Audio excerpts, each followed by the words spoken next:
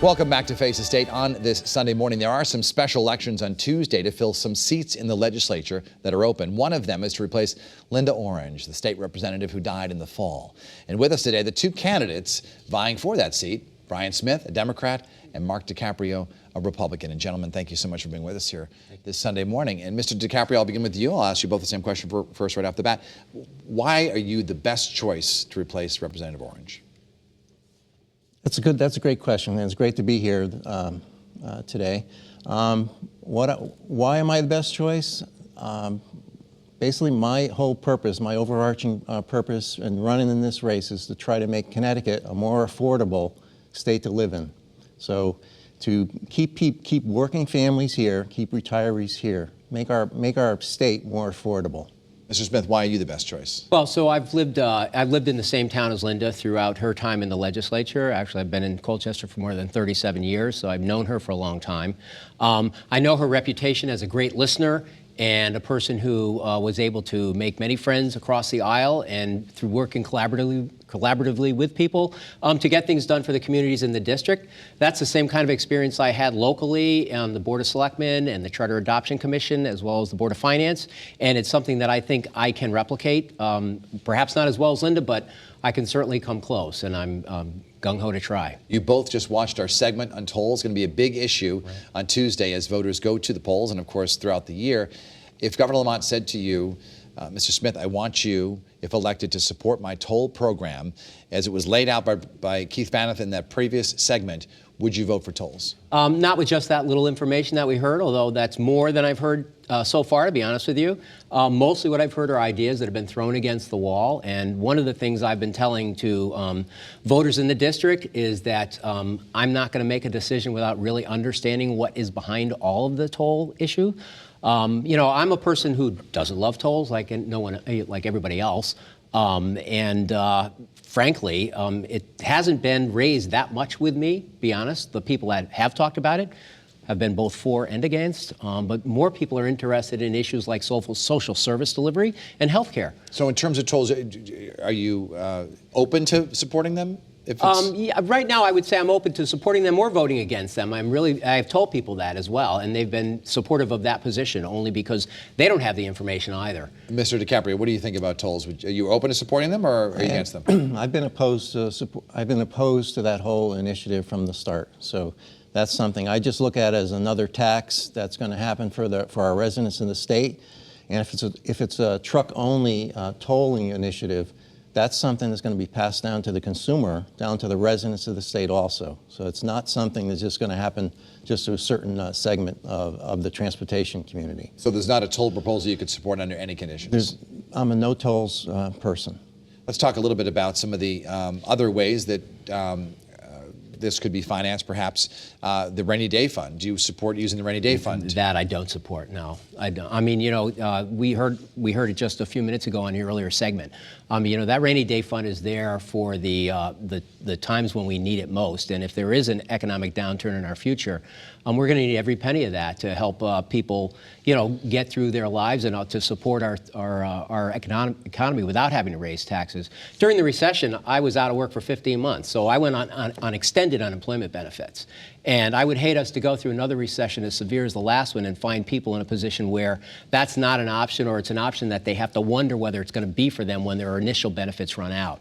There was a lot of uncertainty around that for a long time, and that's something that weighs on people's minds and keeps them up at night. Would you support your fellow Republicans in using the rainy day fund, Mr. Decaprio? I would support it, and it's not. I think looking at the weather, I think it's a little stormy and rainy right now for us.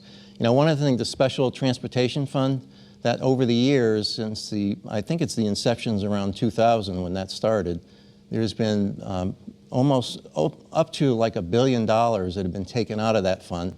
So, and my understanding of the current situation is that only a small fraction of those actual monies that are allotted go to infrastructure replacement and repair. And you know, that's a little troubling with that. So we need to have some discipline when we have the money set aside to use it for the purpose it's supposed to be used for. You know, your district that you both hope to represent has many people living there who work for the casinos right now. Would you support expanding casino gambling, perhaps to Bridgeport? I don't really have a position on gambling at this point, so I think we're You like the status quo? I don't have a problem with the status quo. I think I would probably rely on the people in the Bridgeport area to make that decision. You know, if it came to a vote, I would really want to see how they felt about it before making a vote if we were called to do one. Do you think another casino could hurt the two casinos in your neck of the woods? You know, in my mind, I wonder how we're going to be able to gain additional casino revenue, to be honest with you. It seems as though it's fairly saturated right now.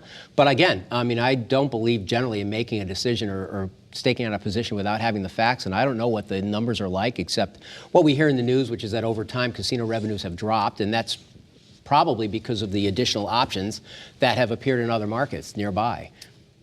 Let's talk a little bit about some of the other issues that are facing the state right now, and you both mentioned it. People moving out of the state, you know, for states with lower taxes. How do you keep people in Connecticut? Well, I think we need to do a better job of letting people know what the benefits of living in this community are, to be honest with you. I do know people that have moved out of state, and because of taxes? It's generally because of taxes. And when I think about that, it seems to me that the critical issue is the taxing of pensions at the state level, because they're taxed at the federal level. So when you think about it in that way, you know, that's really the concern for people. Whether we could, at some point, I don't think we can do it now because of the situation we're in. You know, we do have somewhat of a revenue shortfall. Why do you think people move out, and what can be done about it? Well, I think the numbers are pretty alarming. 2018, the number was around 80 persons a day leaving the state, so which is it's very troubling that people are leaving the state. I serve on two boards in the little town of Lebanon, the zoning board and the Board of Education. One of the members was telling me about he will be leaving in 2020, and he lives in a nice home in Lebanon, and to look at a similar home down in one of the southern states, he's looking at 1/6 of the property tax that we pay here in Connecticut. So a $6,000 tax thing he would be paying $1,000. That to give you some sense of that. So, another issue briefly that could come up: do you support the legalization of recreational marijuana, Mr. Decaprio? Well, to answer that question, yes or no, I do not support that, because I'm concerned about people basically using heavy equipment or motor vehicles. Is there a way to check if a person is able to do that? Mr. Smith? So I would be a conditional yes on that. I think Mark brought up some good points about how there'd have to be protections against people that are equipment operators and truck drivers, and also how we could make sure that we protect our children and keep it out of schools. But assuming we can, accomplish those goals, I would be supportive. Brian Smith and Mark Decaprio, both candidates for the 48th District. Best of luck on Tuesday, and we encourage everyone to get out there and vote if you have an election in your town. We thank you so much for sharing your time with us for Face the State on this Sunday morning. CBS Sunday Morning with Jane Pauley is coming up next. Have a great day, everybody.